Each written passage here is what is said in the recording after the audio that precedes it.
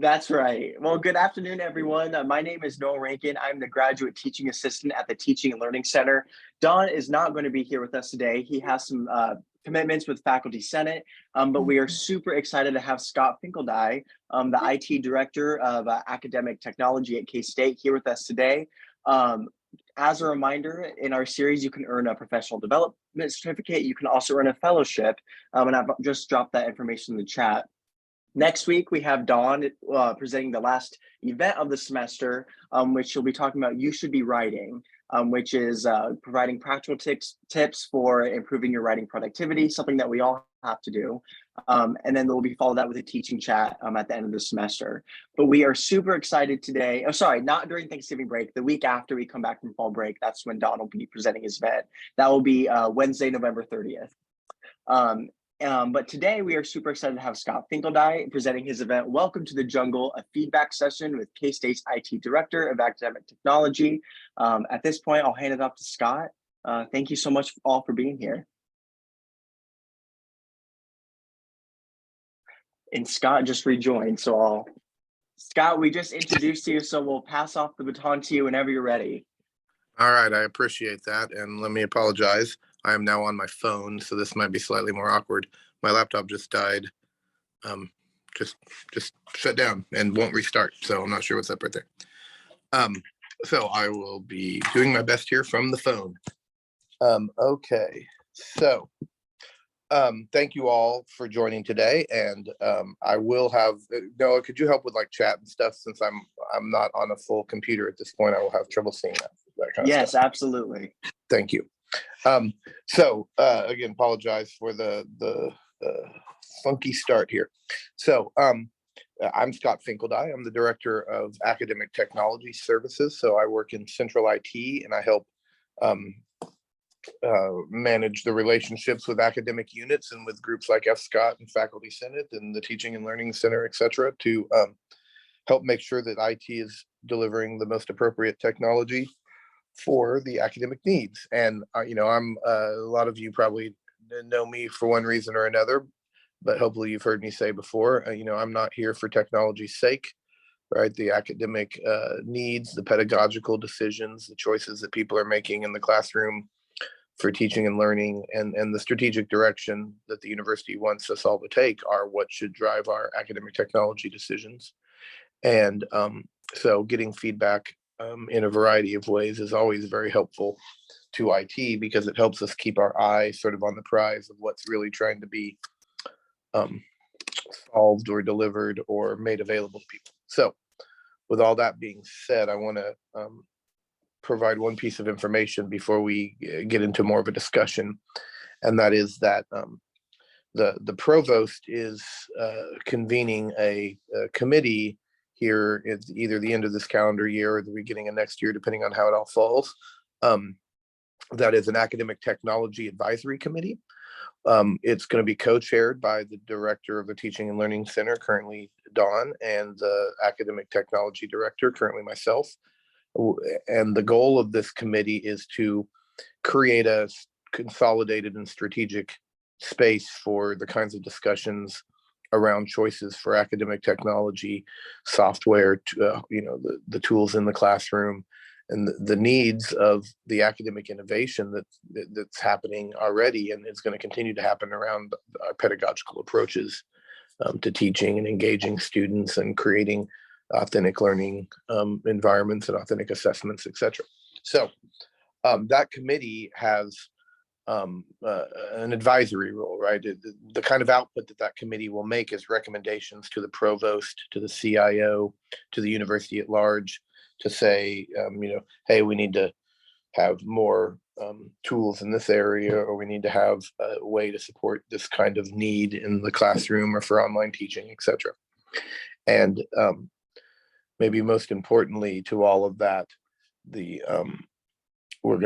this committee is going to start by doing a sort of a review and assessment, a state of the union of what academic technology, what the tools, what the services, what are the things available to teachers and students at K-State, and how are they meeting people's needs, or where are they not meeting needs, and what do the gaps look like, right? Again, things have evolved a lot, and the pandemic and other changes have caused some people to evolve faster than they may have wanted, and we aren't always able to keep up with the needs of people. So I'll stop building all that up and turn to the discussion here and say that, so that's one of the reasons why I was excited to do this.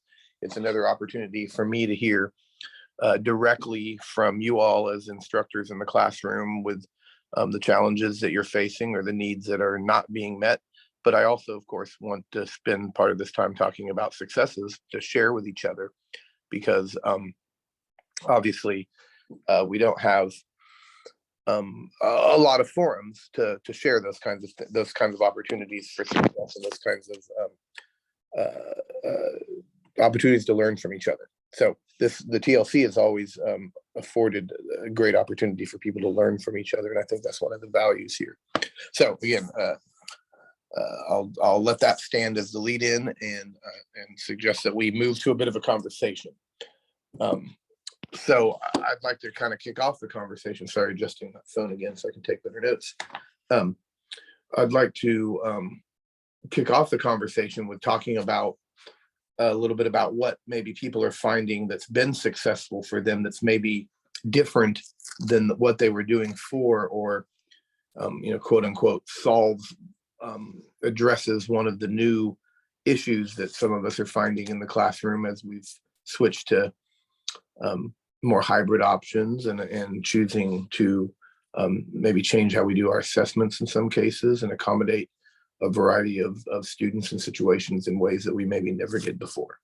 So does anybody have anything that they would want to start off by sharing that they find has been effective in engaging students or changing your processes or providing new opportunities for you and your students that you didn't have in the past? And that's a big ask, I know, because there's a lot, you have to really step out there and talk about something. So. Hey, Scott, Tom Hawak here. Yes. I'll actually go ahead and dive in. One of the new things that I have faced is I have changed to a completely remote work environment. And so all of my contact with my students is either through Zoom or just through recorded video and email. No more face-to-face with them. So I'm trying to learn how to adapt to that, and I'm hoping part of the reason I've joined this group is I'm hoping to get some great suggestions on how to make that happen successfully. Hey, that's a good one that I think probably a lot of people can empathize with, whether it's all their classes or maybe an individual class, or maybe even how they've changed professional meetings or clubs and things where they interact with students.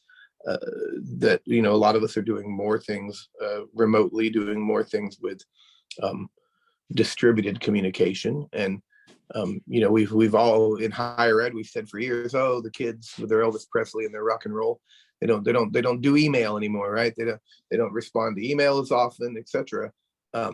So we've heard from instructors who are leveraging Teams, the same Teams that we use for business quite a bit here at K-State with staff members. You certainly can use that with students, and some instructors have found success by shifting the conversation to a platform like Teams, because it kind of changes the perception, right? The distributed ability to share files and to have discussions and some of those other things that are quote unquote standard operations that you would do in a classic learning management system. A lot of those things are available in Teams, right? But it also gives people a different way to think about some of the real-time communication, the more of the chat style communication, and it maybe changes how people choose to respond, right? It feels less formal, especially to people that live in places like Slack and tools like that quite regularly. It can give them a different psychological perception of the conversation. So I'll be quiet now again on that and let other people potentially respond to Tom about how they've adapted with no face-to-face courses. I'll just make a point. This is LaBarbara here. I'll just say something that's pretty simple that I found myself trying during the pandemic, but have continued to use, and that's to do my T-Vals online through Canvas. And I've heard from people who were doing that before that they got better response from students, and I haven't really seen that yet. No matter how many, 3 times you've told them as reminders, I'm not really seeing that much more participation with it than I expected to receive. And we always did them by having our secretary or administrative aide come in the room and do it with them before. And this cuts back on her time to have to go to each class and do that. So there's a benefit, certainly, but I'm not seeing it in terms of the responses that I'm getting from students. I mean, other than that, they're a little higher for the ones that do take the time to fill it out. So, LaBarbara, something that I've done, I've been doing online T-Vals for a number of years. And in my in-person classes, what I have done is I've programmed that T-Val to become available on a know that they just received that email notification that morning. And I think I just saw someone post this in the chat, and I do the same thing. I give them 15, 20 minutes, and I'll walk out of the room just like we did when we did it in paper. I'm giving you time now to fill it out. And so kind of a hybrid between the two. Now that I'm fully remote, I'm not sure how I'm gonna manage that. Maybe I'll create a breakout room that I can go take myself into or something like that. Sure. Andrea, I saw that you give them time, and I've heard that, tried to do that, but sometimes students don't, if we go in the lab, they don't know the proper password and so forth. And so I found that for my freshmen to be difficult, but they all have iPads now. And so that may be the way that I'll handle it, is just have them do it in the classroom, since I've tried to do that a couple of times. So thanks.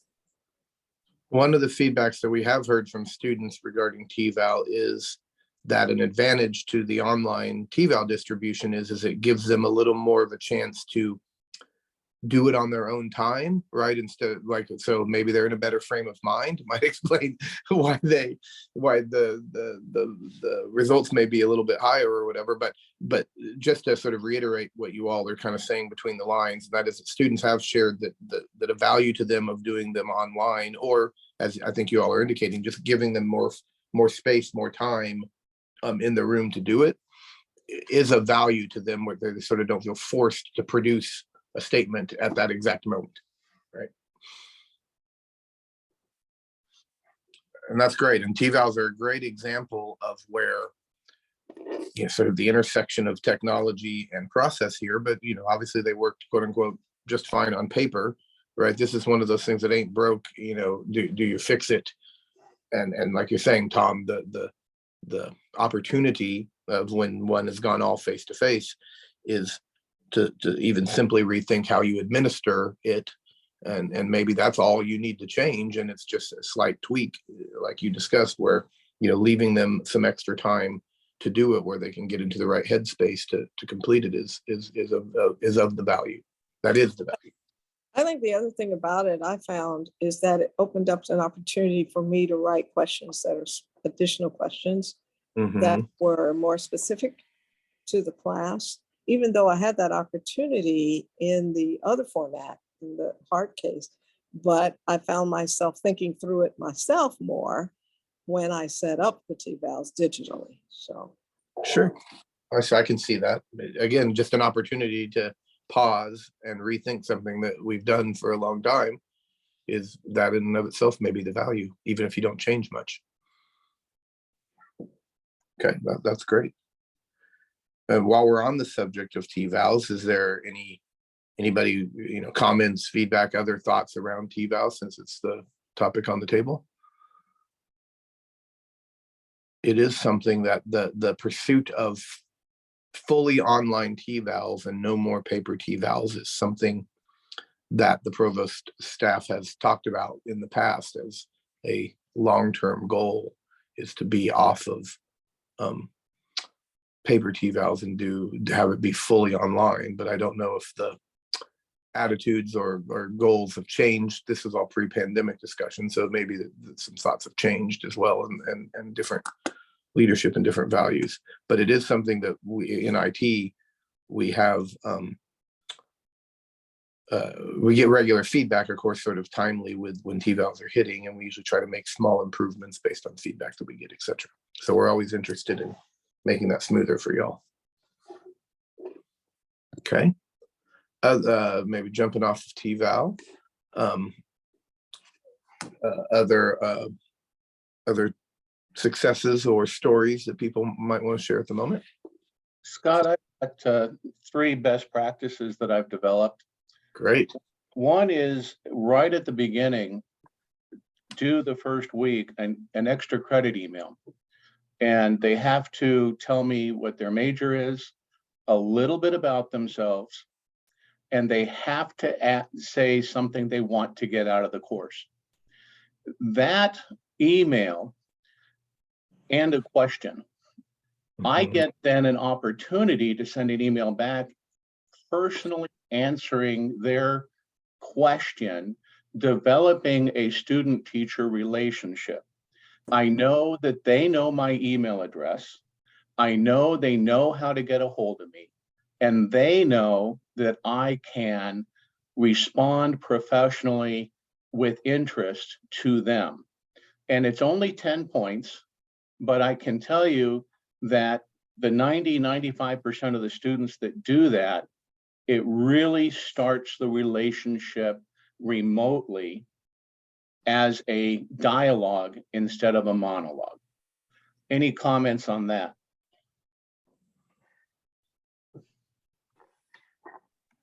Hearing none. Oh, please, Barbara, I didn't mean to cut you off. Oh, no, that's okay. I typically do that to welcome, I have freshmen, so I welcome them a couple of days beforehand. And it also tells me who's paying attention to email, because if I come in the class and I didn't hear from them, then I know who didn't see it, even though I sent it.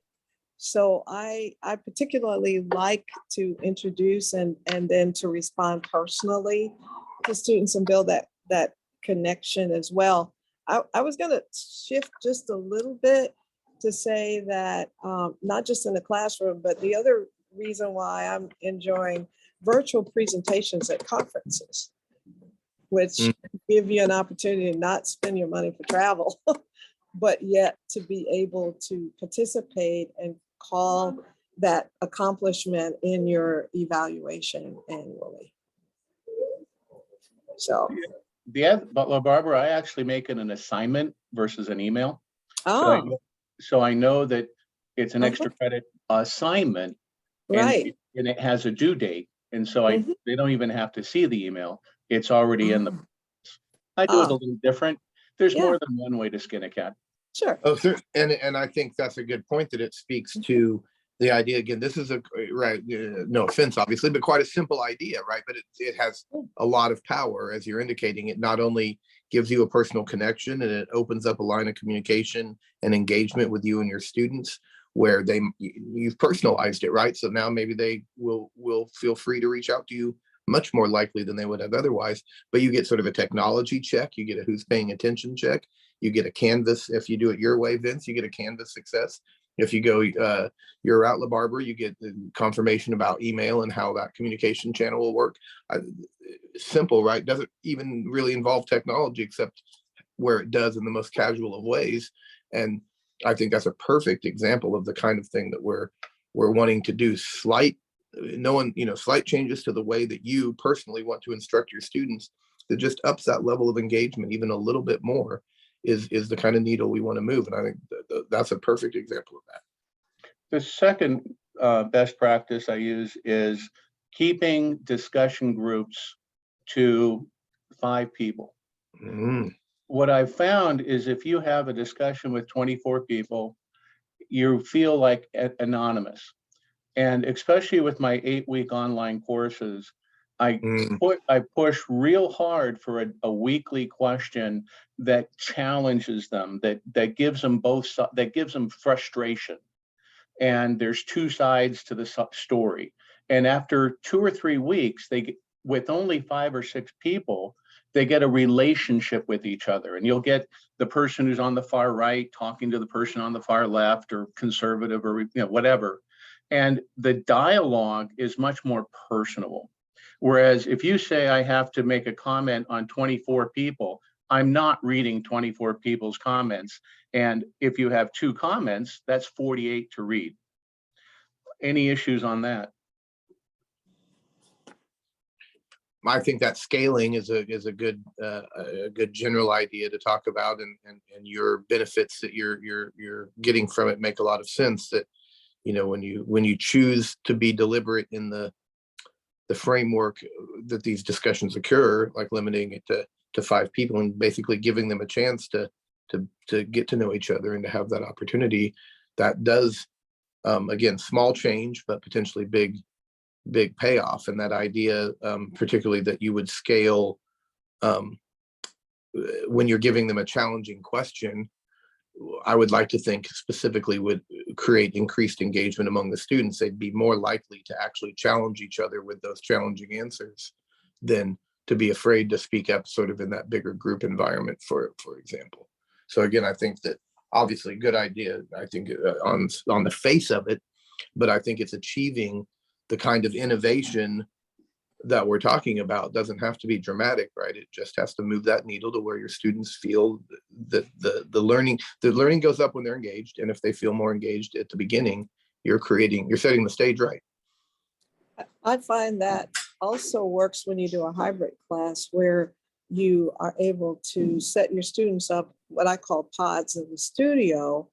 And then if you're online for any reason, they've built a relationship physically and where they are in the room. And then that group of 5 or 6 then meet online together. So you carry that from the physical space into the hybrid arena. And they've already built that relationship within the physical space. So it can work as well with hybrid classes as it does with strictly digital classes.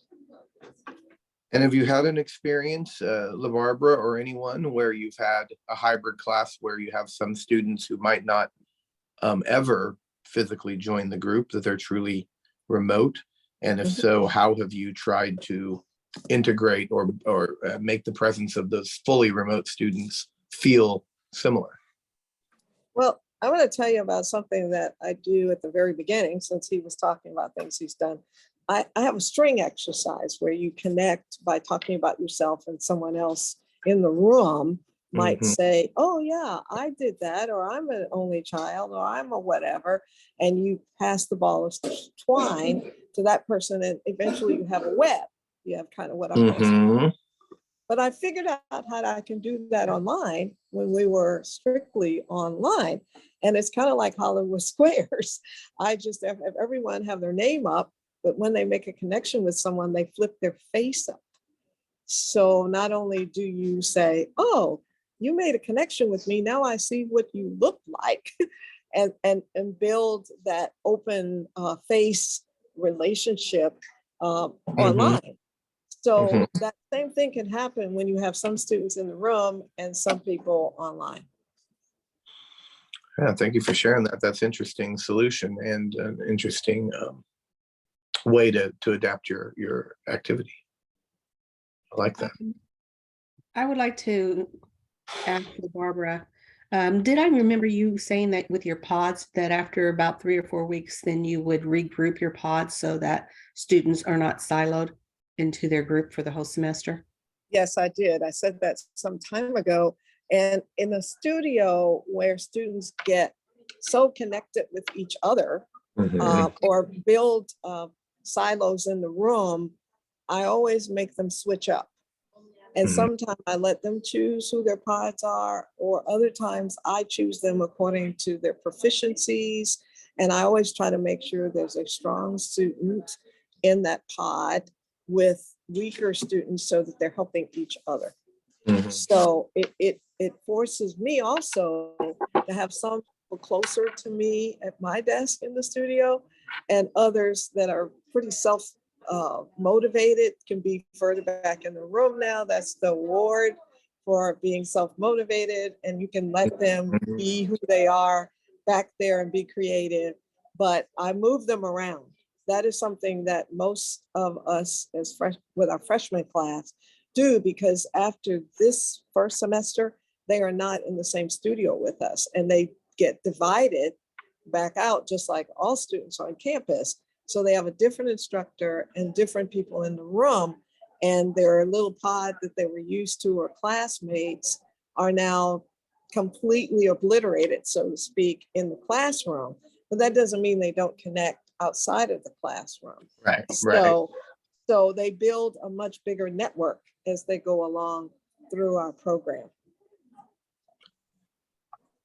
We once had a conversation, this is multiple years ago, but we once had a conversation with a focus group of students, and we got on the subject of how groups are chosen, or how instructors break people up into groups, and how sort of long story short here was students have particularly appreciated unique methods of putting people into groups. For example, one example I specifically remember was the instructor had asked everybody as part of a get to know you thing what their favorite kind of candy was.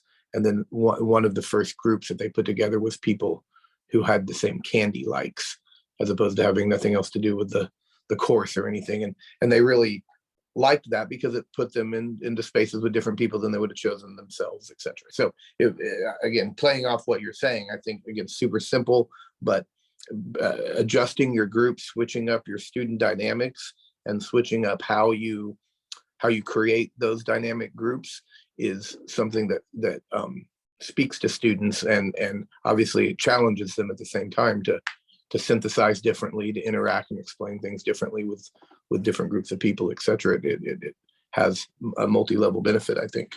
I think the idea. Other thing that's really cool about doing that, and it's not possible in laboratories perhaps where tables are set in stone and floor, and in lecture halls where that's not possible per se.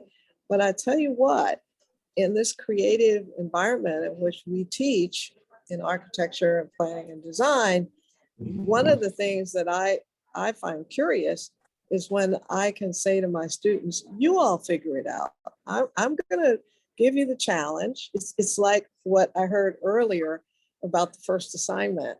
And I'm going to tell you what are the issues. Let's see how you do. And if you don't do it well the first time, we're going to talk about, as a designer, why that didn't work very well.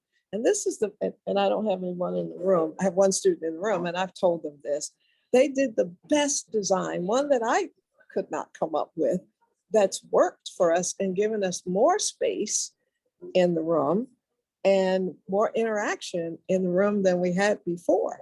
So students can actually produce something if you give them the boundaries and the challenge to come up with something that really works for them and works for you. And actually, they did a better job in setting up my space as well in the room. So I think that there are times when you set them up, and there are other times when you set them up to do the setting up, so to speak. Yeah, an example that I use a lot, that mirrors yours, is that when you're setting up a project or a long-term project for your students, or maybe sort of an ongoing discussion, and you're defining the rules for those discussions, let the students generate the rule set, and not you, including the things like, be civil and, respectful of each other. They'll come up with those things quickly and initially, and they gain ownership of the process, and then they feel more invested. So yeah, I love what you're saying, LaBarbara. I think that makes a lot of sense. I love that none of these ideas have been technology based so far either. Love it. This is exactly the conversation I was hoping to have. It's exciting. Other comments on that? We kind of gotten into groups and discussions, and maybe how to engage the students as you move them into different modes of learning? I'll just say that this past year I was online for most of it. So I experienced a lot of different things in doing so. Like in the classes, sometimes I was the only person online and sometimes I wasn't. One thing that I do want to note is that it's very uncomfortable when you're the only person on Zoom and you're the whole screen. It's like actually anxiety inducing. So if you're in a situation for that, like even just clicking gallery view, if there are multiple students, that makes a huge difference because it's very uncomfortable to be like monitored like that.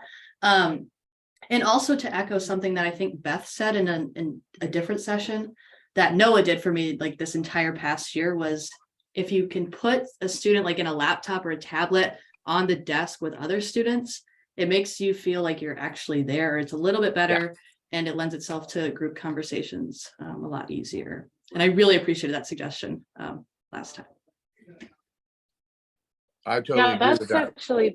That's been one of the something that has really worked for me. But I also, I have smaller classes, 30-ish, less than that in some. And so I have an iPad, and that's really what I use my iPad for. Most of the time is for Zoom. And my students know that there's one of two tables that I have been placing the iPad on just because of being able to see the screen and things like that. And so they know that if there's a spot open, that's the Zoom, participants or whatever. And they're great about just turning that around when we have group discussion time. And then like this week, they've been working on some group projects. And so when I had multiple people on Zoom and they were in different groups, I went ahead and I had the other group members join Zoom, and then we put them in breakout rooms. And so then they were still able to sit across the room and work in their separate groups with those people who were joining us on Zoom. So, that's been very effective that way for sure. You've touched on something, and I don't want to go deep into this particularly in this conversation because I don't think it would be a good use of the time, but Zoom has added a number of features over the last year or so that really help you as an individual instructor potentially manage those kinds of situations. And I want to highlight particularly what you're saying about considering bringing other people that are in the physical space into the virtual space instead of the other way around. I think that's both an insightful statement to bring to this particular conversation and what we're talking about, but it's also something that we've heard in a couple of different contexts from instructors and students, that it's allowed them to feel more comfortable in the discussion. Like you're saying, Ashley, when you're the only one on the room and you're like the whole pinned image in the thing, or everyone is doing that. And what do people on Zoom think? And then you're really like literally the only one there, but it levels the playing field a little bit, for lack of a better term, right? And you can create some different engagements. And the point I wanted to make on that is like the breakout room, right? That's an example of a way that you can facilitate a different engagement that you might not have otherwise been able to have if you're trying to very deliberately keep some people physical and some people on virtual. So I appreciate that suggestion. I think that's a great one, great example. One of the things that I like to do in terms of like getting people like to avoid that, like, and what do the people on Zoom think, is that sometimes if I'm having groups work on, if they're discussing a couple of different questions or working with different bits of information, before we rejoin as kind of a whole group, I'll indicate like to each group and including the people on Zoom, like, okay, I'm going to ask you guys to discuss this when we rejoin as a whole group. I'm going to ask you guys to discuss this. And so that each group kind of knows what they're going to, so rather than just like, okay, what does everyone think about X? And then kind of waiting for that silence, being like, okay, yes.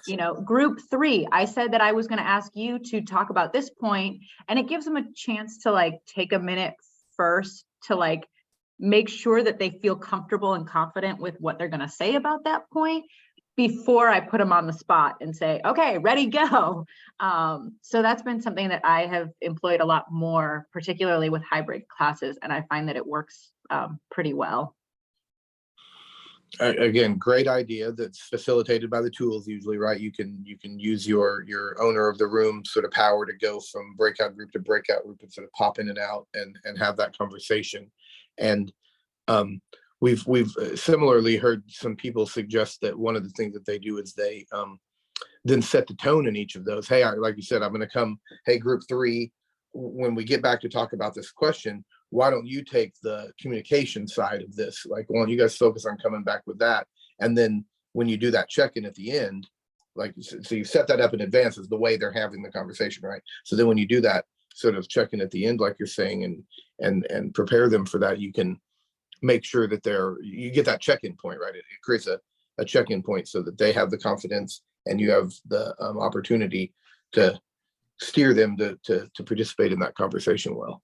So great way to up that interaction, right? To not just dump them back in the rejoin, kind of like you're saying, Andy, is what might be the default action. Okay, everyone just comes back and we sort of dive back into that conversation awkwardly. I like setting them up like that. That's good. Okay. Well, maybe that other conversation there, please keep it going. And I might use that to segue to any feedback or conversation around how are the physical classrooms and the tools in those classrooms supporting you all? Are you able to do those kinds of interactions and the things that you want to do in the classroom? Do you find you have to go back to your office or reserve a conference room? You know, how are those things playing out for you all as you navigate this in your own buildings? I don't know about anyone else, excuse me, but I've had a lot of issues with the instability of the wireless network. Okay. What building are you in, Beth? Generally, I'm in the College of Ed. I'm in Bluemont right. Hall. Okay, you're normally in Bluemont. Mm-hmm. Yeah. Okay. Yeah. And I'm not going to necessarily speak to the technology in our building because most of ours is, I think, college related and not university wide. But I do have a lot of issues maintaining Wi-Fi on the KSU wireless. I often find myself having to switch over to the guest wireless. Okay. So that to me is an issue. Yeah, I agree. There's differences between those two networks that can be problematic. So, okay. Exactly. That happens in my building, and I've got a new building. Right. But I know Not exactly uncommon. what you mean. Yeah, I got booted during my TLC talk a couple weeks ago. I got booted in the middle of it, and so did everybody else. It was like, what happened? That's right. Yeah. I will tell you that the university, and this is, of a general statement, I couldn't speak to specifics at the moment, but the university did take part of the federal COVID strategic money and is investing in wireless improvements, very specifically in documented and noted areas where we've been taking student and staff feedback for the last couple of years, but also specifically to get broader coverage in some of the bigger, older buildings that have lots of heavy walls, Seton, Bluemont, etc., just to try to increase the generic throughput in spaces, and then also improve the coverage of green and open spaces around campus. And I don't remember a number, but it was more than a small amount of dollars to make this happen, and it was part of the SGA and Provost's deliberate strategic initiative request to improve the academic situation. So it's focused on academic spaces and not just, casual spaces too.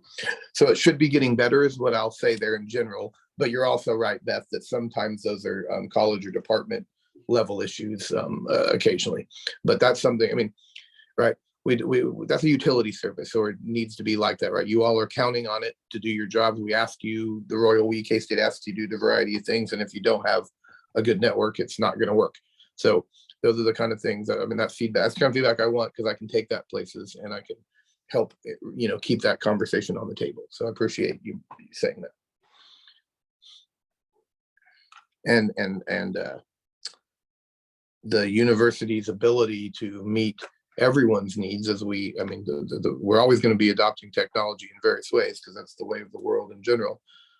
We've got to hear these things to know sometimes that there are problems. So I'm just going to take this opportunity to encourage people to create tickets or contact the help desk when you have a problem, even though I don't want you to stop what you're doing and leave in the middle of class, obviously, or even impact your day necessarily. But that next day when you come to your desk or whatever, it would be where the university is more metric driven than ever.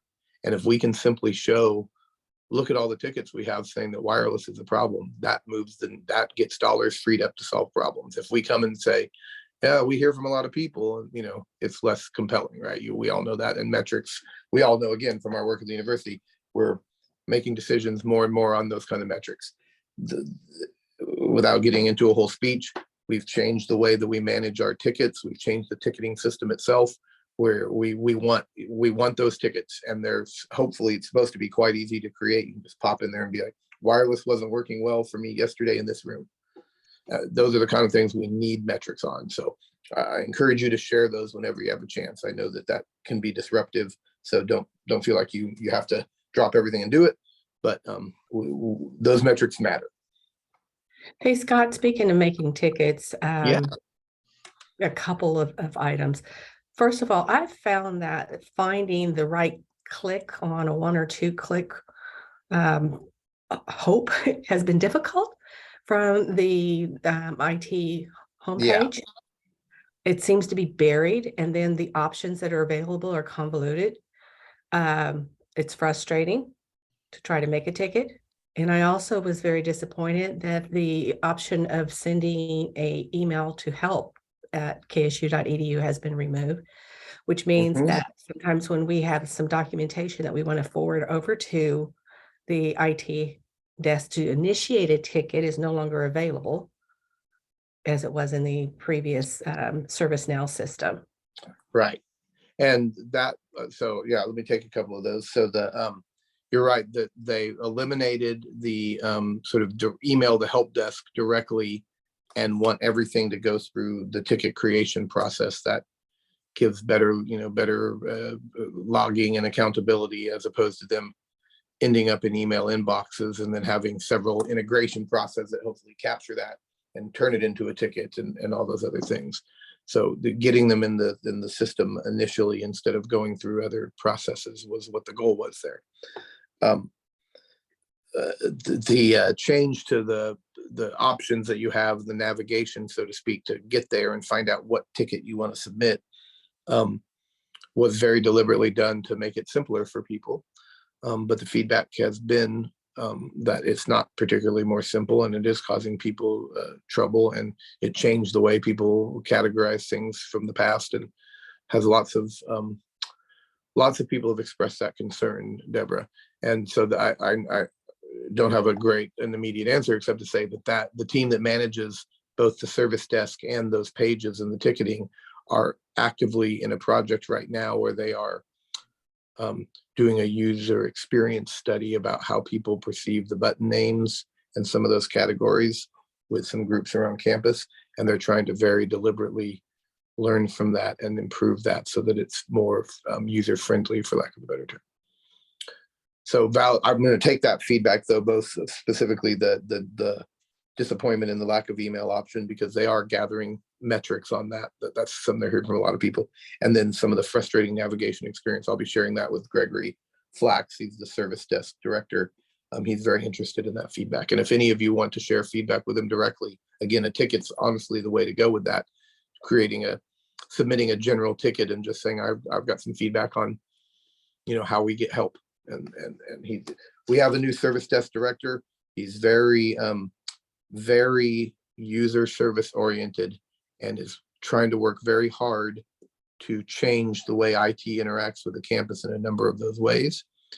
At the same time, IT is becoming more systems based, less personal connection, which has its pros and cons, right? Let me email someone and ask for help and more create a ticket for everything, right? And so that is depersonalizing a number of our relationships as well. And we have to think a little bit differently about how we interact with the campus in order to bridge that gap differently.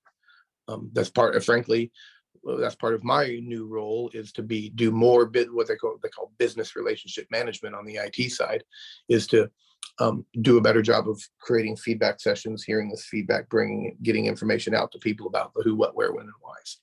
So I won't get too far into that because that's not what we're here to talk about. But your feedback is very valid.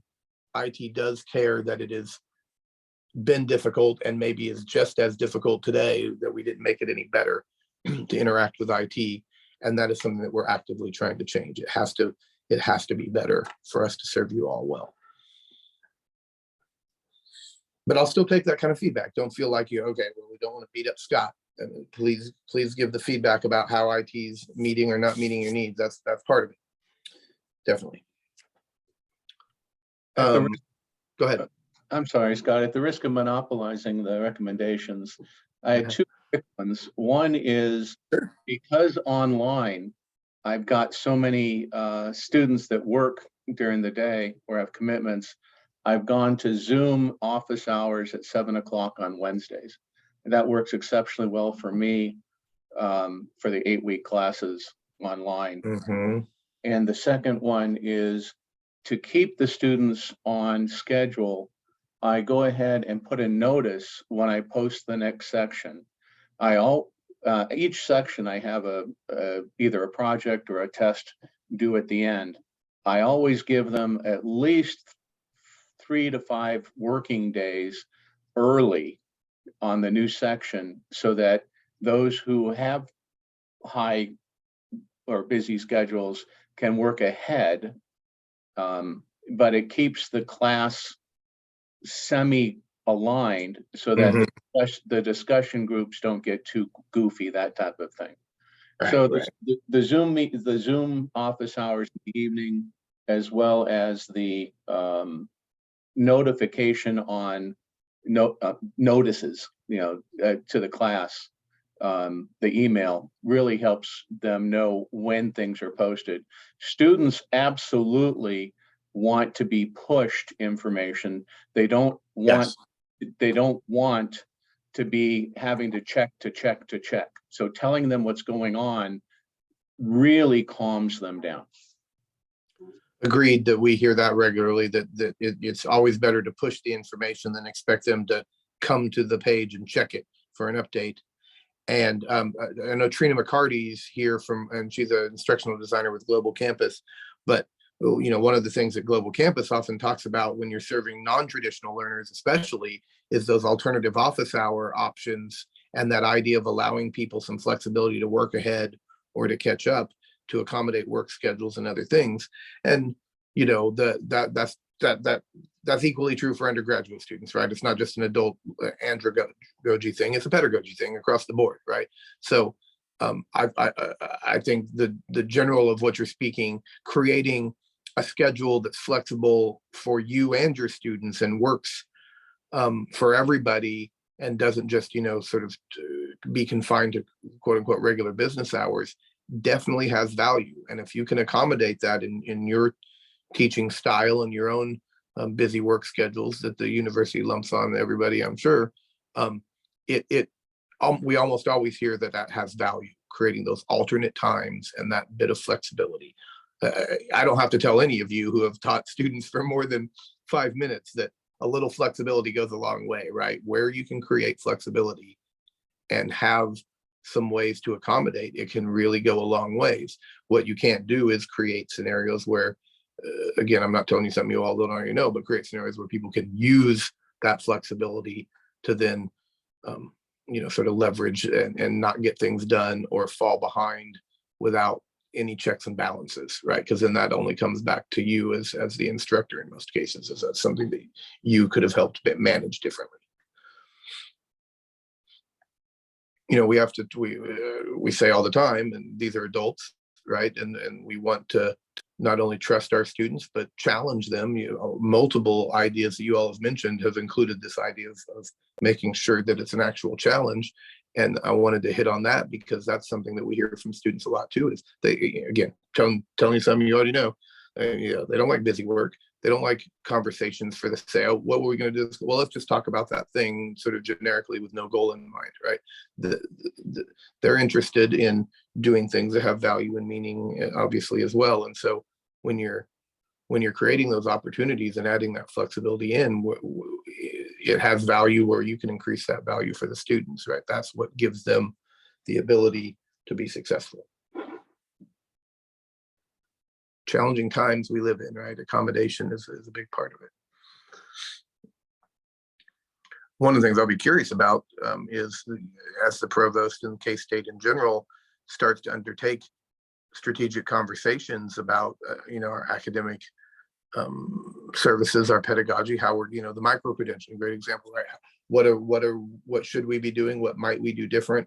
What kinds of things, not just process or procedure, but in how we teach, how we organize our teaching plans, how we string our programs together, all of those things, things like the micro-credentialing changes those conversations for all of us. And it behooves us to think differently as we enter those conversations and then leverage the thoughts that we have for all of our teaching, right? Because it's not just, well, this is a niche and we do it specially this way for this thing, but over here we do it different, right? Most of these ideas and most of the evolutions to our teaching can be applied broadly to all of the teaching and learning that we do, not just one particular aspect of it.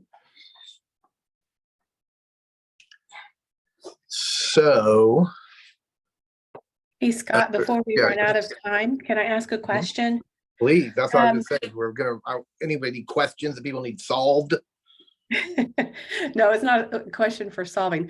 I wanted to know, where are we, in your opinion, as far as tying in our program learning outcomes, the university learning outcomes, and actual course assessments, and being able to have a better mechanism for tying those together and helping our instructors with setting those outcomes up with their assignments. Do you see any improvement? And if not, what is your thought about any technology that we might be considering, such as Insight, to improve that? So let me first make sure I'm sort of getting what you're pitching there. And the idea that there are university level, Board of Regents level outcomes and other things that cascade down from the university level through our academic units and our programs down to our courses. Equally in the other direction, we as individual instructors have outcomes, our programs, our accreditation bodies have outcomes. So all of that's on the table. And your question is partially, how does the university do a better job of making sure that individual instructors understand those higher level outcomes and can incorporate them well into their courses and weave their projects, their assessments, and their work with students into those more concretely, instead of it just being a discussion point. Okay.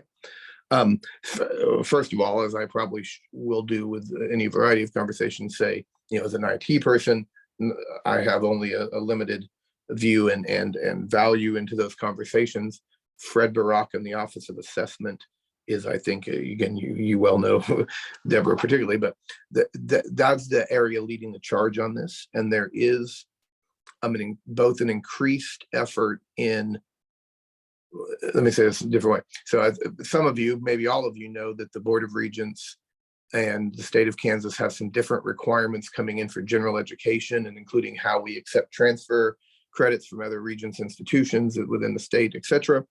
And some of that academic policy conversation is going to drive how we think differently about outcomes and using the outcomes, especially in early career courses. And there is some talk about technology in the vaguest sense to help manage and potentially distribute the outcomes and related assessment, like example assessment questions, for lack of a better term, to help make that more clear to everybody in the enterprise. But separate from that, but heavily related, is the idea that the university is taking a different tact sort of globally around how it's managing academic data and the sort of data warehousing idea, and then the analytics that come out of that, right? Both for institutional research, hey, are we doing well? Are we matriculating students in the right ways, and et cetera? But down to the individual instructor level, being able to leverage participation and grade data and other things to help highlight which outcomes are being served well and which ones may need additional instruction or additional work added around them. So that's sort of vague, but I say my answer to the question includes the idea that the university does have its eye on the fact that more data down to the individual instructor or program level to make decisions about how individual outcome goals are being met or not being met is in the roadmap. And it is related to how the academic innovation, the conversations that the university wants to have as a whole matter. That the data, again, that data-driven decisions have to be a part of that, and that we need to get that data past top-level administrators and in the hands of people in the right ways, so that they can use that in, I think, the way that you're asking about. But it's probably a long-term thing, right? We're not talking about a couple of semesters away. That's probably still got a lot of maturing to do. I think that's an area where I could attempt to get some additional insight and share in the right venues too. I've taken a few notes there, so I will see what I can learn about that so I can further share information as these kinds of conversations come up. Yeah, I was kind of wondering if we're going to be doing anything more to make that happen. Because Yeah, we really, it doesn't seem like we've done much in order to increase the number of our faculty that are actually designing their. yeah, the sort of awareness of that in that way. Yeah, I agree with what you're saying, and I think that leadership agrees with that too. And again, I think just to sort of answer it slightly differently to what you're saying there to follow up is that I think that my impression is that this is a meaningful part of the roadmap, that they're not just talking about wouldn't it be cool if, but they're saying in order to improve what we're trying to accomplish, we have to be able to get that kind of information into the hands of the academic program leaders, the individual instructors, the folks designing these courses in sequence or together, in order to make sure that we can actually improve on those goals instead of just talking about improving on those goals.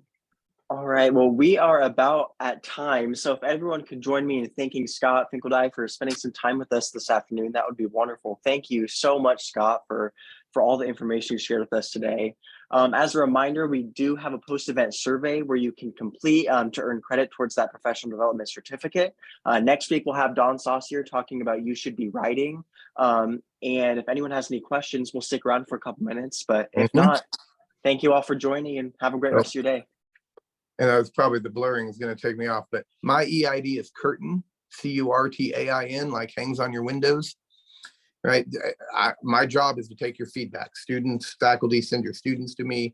I want to hear anything. So if you didn't get a chance to share something today, come up with something in the middle of the night later, please share it with me directly, and I will help get you answers, get you connected to the right conversations, or at least give you some insight so that your question doesn't go unanswered. Thank you, Scott, very much.